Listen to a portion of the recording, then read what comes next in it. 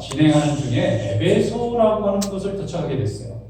근데 에베소에 도착했는데 거기서 예수 믿는 사람을 한 12명 모인 작은 모임을 찾아냈습니다. 예수를 믿는다는 거예요, 이분들이.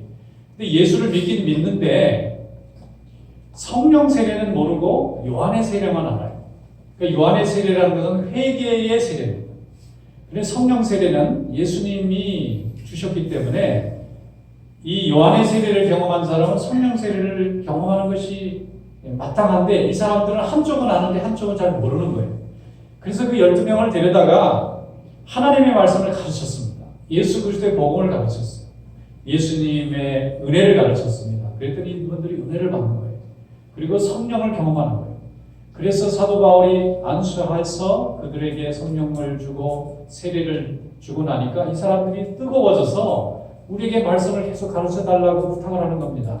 그래서 사도 바울이 이 하나님이 하는 역사시구나 생각하고 회당으로 데리고 가서 이 사람들을 날마다 말씀을 가르쳤어요. 많은 사람들이 모여서 말씀을 듣기 시작했습니다. 은혜를 받기 시작했습니다. 그 중에 성령 충만한 사람들, 지혜가 충만한 사람들이 생겨났는데 동시에 대적하는 사람들도 생겨났어요. 여러분, 우리가 하나님 말씀을 전하고 복음을 전할 때 다 칭찬만 하는 게 아닙니다. 다 우리를 존경하고 신뢰하는 것만 아닙니다. 우리를 미워하는 사람도 생겨나요. 이 곡식을 뿌리면 곡식만 나는 것이 아니라 가라지도 나게 돼 있어요. 세상이 악하고 우리 인간이 죄된 본질을 가지고 있기 때문에 하나님의 말씀이 진리고 생명임에도 불구하고 이 말씀을 받고 은혜 받는 사람이 있는가 하면 그걸로 분한 마음이 생기고 대적하는 마음이 드는 사람도 생겨나는 거예요. 이들이 공개적으로 사도 바울이 말씀을 가르칠 때 자꾸 대적하고 멸시하고 자꾸 싸움을 거는 거예요. 그러니까 사도 바울이 이것도 하나님 뜻이구나 생각하고 그들을 떠납니다.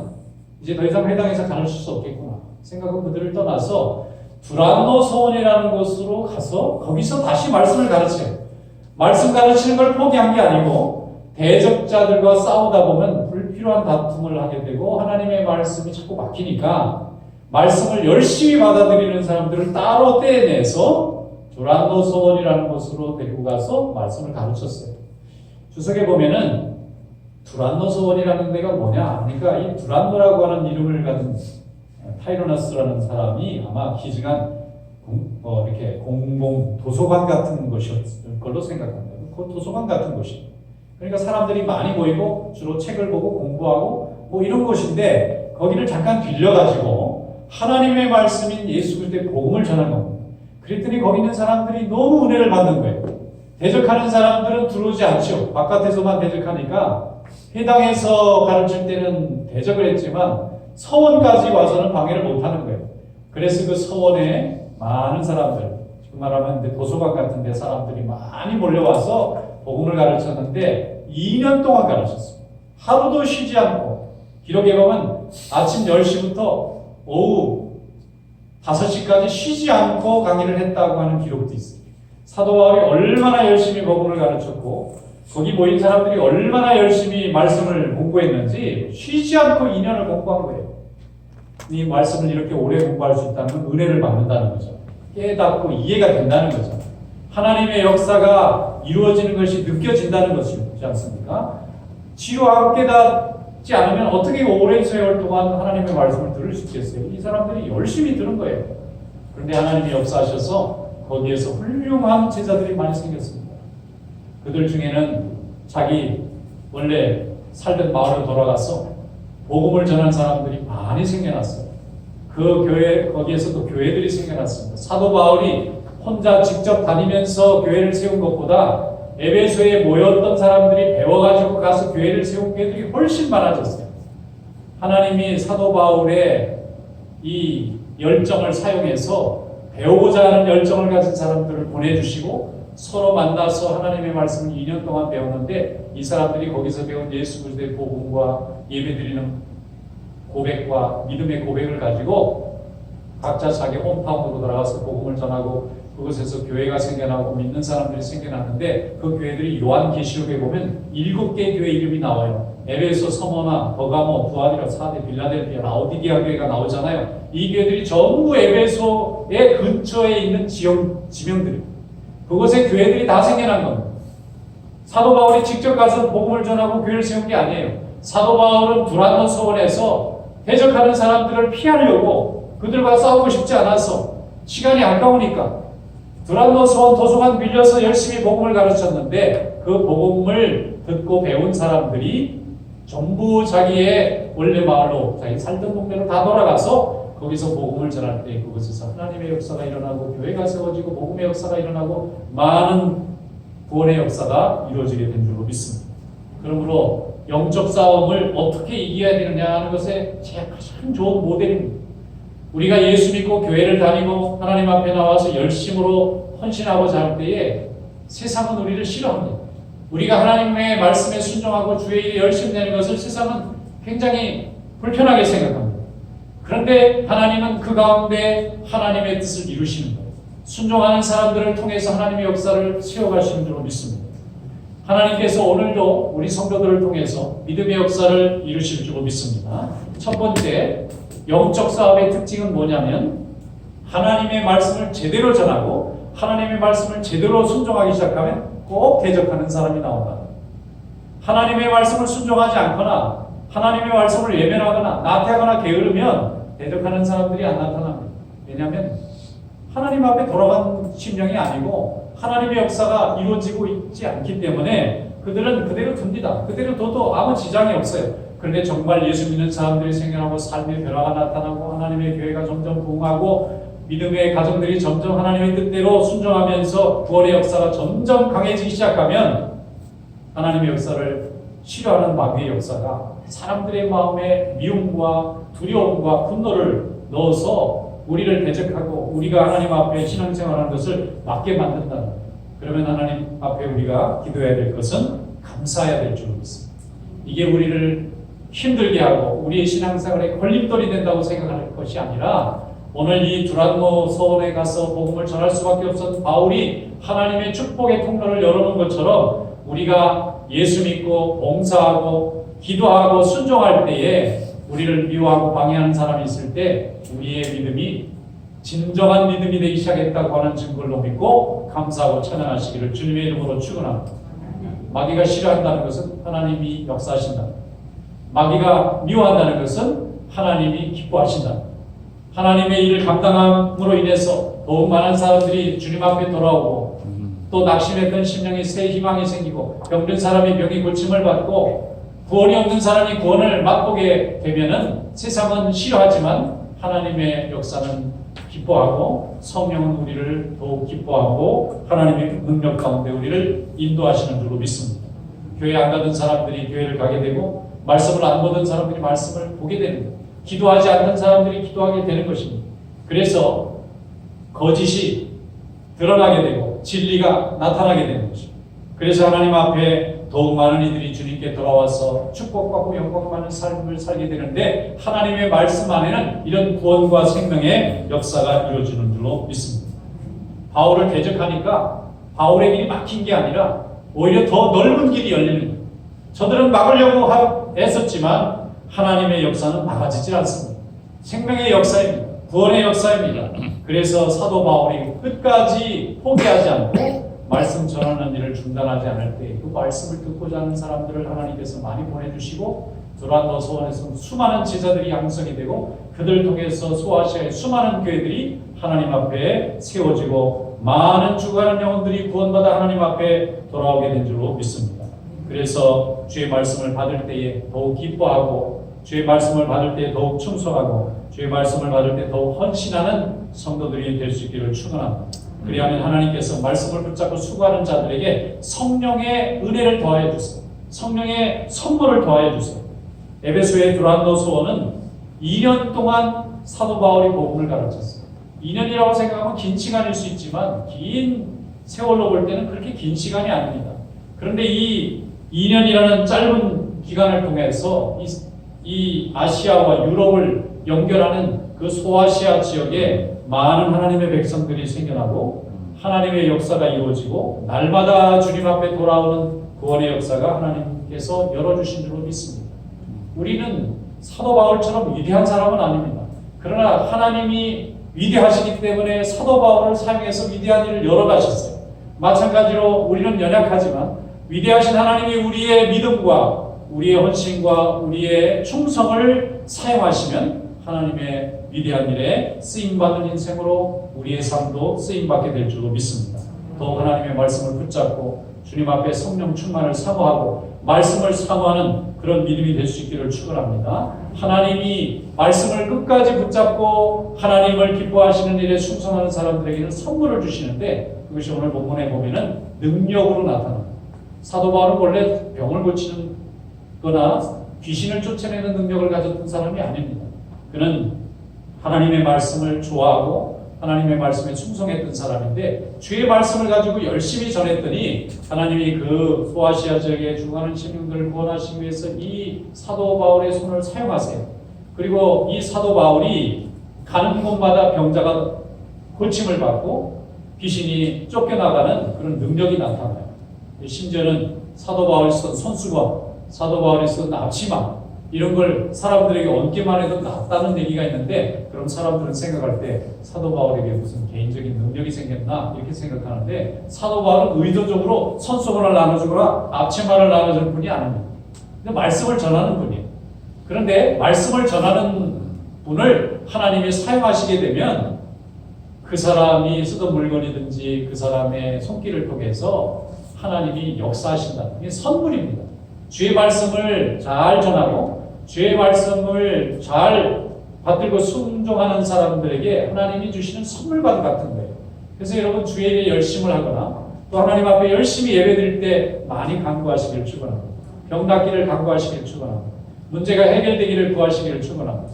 그럼 하나님이 들어주셔서 낫게 해주시고 회복시켜주시고 길을 열어주실 줄로 믿습니다. 열심히 일하고 하나님 앞에 헌신할 때 기도하는 기도는 하나님이 역사하십니다.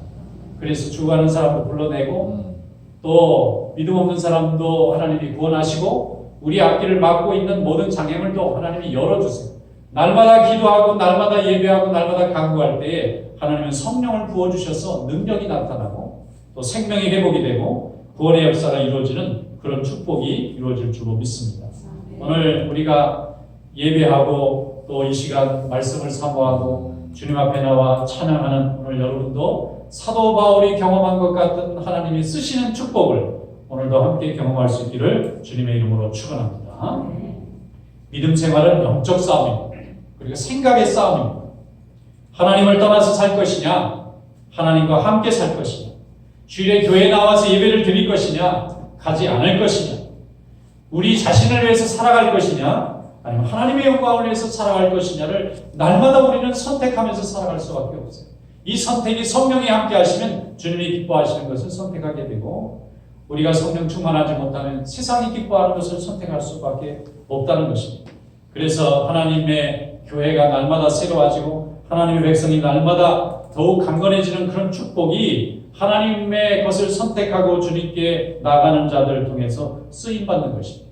초대 예루살렘 교회가 어떻게 그렇게 하나님 앞에 쓰임받았습니까? 그들을 처음에 대적자들이 너무나 미워했어요. 얼마나 두려웠는지 숨어서 문을 다 꽁꽁 걸어 잠그고 그들을 핍박하는 사람들을 피해서 숨어져 있었던 겁니다. 숨어 있었지만 도망가지 않았어요. 그들은 예루살렘을 떠나지 않았습니다. 예수님이 말씀하신 것처럼 순종하고 성령을 기다렸어요.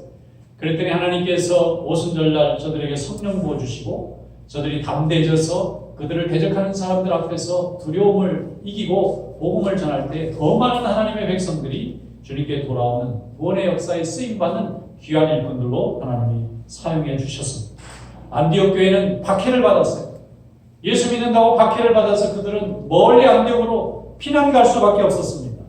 자신의 삶의 터전을 모두 다 잃어버렸어요. 자기가 애쓰고 읽었던 모든 삶의 터전을 다 빼앗겼습니다. 그런데 그 환난 가운데서도 하나님을 향한 믿음을 끝까지 붙들고 가는 곳마다 말씀을 전하고 만나는 사람마다 복음을 전하고 심지어는 말이 다른 이방 사람들에게도 전했더니 안디옥에 하나님이 큰 은혜를 주셔서 하나님의 교회를 세우시고 이방인들이 복음을 전하는 전도의 문으로 하나님이 사용해 주신 줄로 믿습니다. 에베소 교회에서 두란노 소원에서 박해를 피해서 또 회방을 피해서 복음을 전했던 에베소 교회 성도들도 사도 바울과 함께 끝까지 하나님의 말씀을 붙들고 포기하지 않았더니 하나님이 그들의 믿음과 그들의 하나님을 향한 사랑을 보시고 복을 내려주셔서 수많은 사람들이 스스로 찾아와서 복음을 듣고 또 돌아가서 교회를 세우는 그런 축복의 문으로 하나님이 만들어주신 줄로 믿습니다. 성도들이 영적 싸움을 해나갈 때에 생각의 싸움, 또 믿음의 싸움을 할 때에 불필요한 논쟁이나 또 감정에 휘둘리지 말고 그런 시간을 가급적이면 피해서 하나님의 말씀을 읽고 또 배우고 듣는 시간에 더 많이 헌신하시기를 축원합니다. 우리를 대적하는 사람들에게 우리가 얼마나 괜찮은 사람이고 우리가 얼마나 옳은 사람이고 얼마나 복받은 사람인가를 설명하지 마세요. 아무리 설명해도 이미 마음이 다친 사람에게는 그게 이해가 되거나 받아들이지 않습니다. 그 시간을 아껴서 더욱 열심히 기도하고 더 열심히 예배드리고 더 열심히 봉사하고 더 열심히 헌신하는 그런 믿음이 될 수 있기를 축원합니다. 하나님은 그걸 더 기뻐하세요. 세상의 생각과 싸우는 시간으로 허비하지 말고 하나님의 말씀의 뜻을 이해하기 위해서 더 많은 시간을 쓸 수 있는 그런 믿음이 될 수 있기를 축원합니다. 그러면 하나님이 그런 믿음을 귀하게 쓰셔서 가정을 변화시키고 인생을 변화시키고 또 세상을 변화시키고 이 모든 하나님의 백성들을 주님 앞에 부르는 귀한 일에 하나님이 우리를 사용하실 줄로 믿습니다. 그러므로 성도는 하나님의 일꾼이고 하나님의 자녀입니다. 우리는 항상 말씀에 푹 젖어서 살아갈 수밖에 없어요. 하나님의 말씀이 우리의 생명이 됩니다. 이 세상을 만드시고 우리의 인생과 생명을 만드신 창조주 하나님의 원리를 담고 있기 때문에 예수 그리스도의 복음을 통해서 하나님의 은혜를 깨닫게 되면 우리는 우리 자신만 하나님 앞에 강건해지는 것이 아니라 우리를 통해서 또 다른 사람을 하나님의 귀한 일꾼으로 세우는 역할도 하게 됩니다. 사도 바울만 쓰임받은 것이 아니지 않습니까? 그곳에서 말씀을 들었던 수많은 제자들도 다 쓰임을 받아서 그들이 자기의 동네로 돌아가서 자기의 고향으로 돌아가서 자기의 나라로 돌아가서 하나님의 말씀을 전할 때 또 하나님의 말씀은 그곳에 있는 새로운 심령들을 불러서 계속해서 하나님의 나라를 확장하게 된 줄로 믿습니다. 믿음 생활은 편안하면 좋기는 하지만 항상 편안하게 되지는 않습니다. 믿음 생활을 가만히 아무것도 안 하고 있으면 경쟁자도 없고 질투하는 사람도 없지만 뭔지 좀 열심히 해보고 뭔가 좀 수고해서 열매가 나타나려면 경쟁자들도 생기고 회방자들도 생기는 거예요. 그때 멈추면 지는 겁니다. 지지 마시고 계속 나가시기를 바랍니다. 어렵겠지만 중단 없이 나가야 됩니다. 우리는 세상 사람들에게 믿음이 없는 이들에게 칭찬받으려고 신앙을 선택한 것이 아닙니다. 그들은 우리가 뭘 선택하든지 좋은 얘기는 하지 않습니다. 우리는 하나님에게 칭찬받아야 할 사람. 그래서 우리가 핍박을 받거나 또 해방을 받거나 시련을 겪어도 그것은 오히려 감사한 일이 됩니다. 우리의 믿음이 더 강건해질 뿐이고 우리의 하나님을 향한 사랑이 더욱 튼튼해지는 것입니다. 그래서 날마다 기도하며 하나님 앞에 나아가는 믿음이 될 수 있기를 축원합니다. 그래서 해방하는 사람도 세상으로부터 우리를 방해하는 사람도 우리를 이기지 못하는 것입니다. 날마다 우리의 믿음이 진보하는 거예요. 오늘 예배를 드렸다면 내일은 전도하는 자가 되고 또 그 다음에는 교회를 세우는 자가 되고 그 다음에는 복음을 세우는 자로 하나님이 점점 세워가게 될 줄로 믿습니다. 아굴라와 브리스길라는 로마에서 추방을 당한 사람이에요. 이 사람들은 로마에 큰 사업을 했던 사람입니다. 굉장히 돈이 많았던 사람이에요. 자기의 모든 처전이 로마에 있었어요. 그런데 황제가 유대인들을 전부 추방할 때에 아굴라도 유대인이었기 때문에 브리스길라도 남편 따라서 함께 추방당했습니다. 고린도로 가서 살았습니다. 그런데 고린도에서 사도 바울을 만나게 됐어요. 만나고 보니까 예수 믿는 사람을 함께 만나게 된 거예요. 그래서 그들이 함께 힘을 합쳐서 에베소로 건너갔습니다. 에베소에서 두란노스원에서 복음을 전할 때 아굴라와 브리스길라는 사도 바울의 복음 전하는 일을 옆에서 열심으로 도왔어요. 그 두 가정이 모여서 복음을 전했는데 수많은 하나님의 복음의 열매가 나타나게 되었습니다. 오히려 핍박과 오히려 실패와 오히려 시련이 이들에게는 하나님의 더 크신 역사를 이루는데 통로가 된 줄로 믿습니다. 우리는 실패하지 않는 자입니다. 영적으로 우리가 실패할 수가 없어요. 하나님이 함께하기 때문에 항상 우리는 승리합니다. 문제는 그걸 받아들이는 자세입니다. 우리가 세상 사람들에게 실패했다고 억울해하고 답답해하고 절망하면 우린 정말 실패자가 됩니다. 그러나 그것은 우리에게 약이 되고 우리의 믿음과 하나님을 향한 전도의 문을 새롭게 여는 계기가 된다고 생각하면 우리는 항상 승자가 될 줄로 믿습니다. 그런 믿음이 여러분들에게 함께 하시기를 축원합니다. 고린도전서 1장 23절로 24절에 말씀합니다. 우리는 십자가에 못 박힌 그리스도를 전하니 유대인에게는 거리끼는 것이요 이방인에게는 미련한 것이로되 오직 부르심을 받은 자들에게는 유대인이나 헬라인이나 그리스도는 하나님의 능력이요 하나님의 지혜니라. 어떤 경우에도 실패하지 않고 항상 승리하는 믿음의 고백이 여기 있지 않습니까?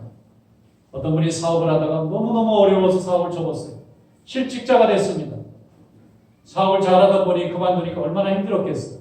그래서 이분이 낙심하고 절망하는 그 시간에 결심을 하고 신앙이 있는 분이니까 그동안 못했던 신앙생활을 열심히 해야 되겠다. 그리고 교회 쪽으로 기울어졌어요. 그래서 열심히 교회에 참석하고 예배드리고 성경 공부 열심히 하고 기도생활 열심히 했습니다. 그랬더니 마음이 강건해지고 믿음이 강건해지고 나중에 하나님이 그에게 복을 주셔서 기도 응답도 나타나고 또 좋은 직장도 다시 생겨나고 또 하나님 나라의 좋은 일꾼이 되었습니다. 여러분, 우리에게 실패는 더 약이 되는 기회가 되는 것입니다. 하나님을 향한 우리의 믿음이 변함없고 건강하기만 하다면 우리는 실패하지 않고 항상 승리하는 믿음이 될 줄로 믿습니다. 빌립보서 1장 6절에 말씀합니다. 너의 안에서 착한 일을 시작하신 이가 그리스도 예수의 날까지 이루실 줄을 우리가 확신하노라. 우리 안에 이미 믿음으로 역사하신 하나님이 그 마지막을 완성할 때까지 우리와 함께 하실 것입니다. 이 믿음을 굳건하게 붙잡고 오늘도 주님과 동행하고 승리하는 믿음이 되시기를 주님의 이름으로 축원합니다. 기도하겠습니다. 거룩하신 하나님 아버지 감사합니다.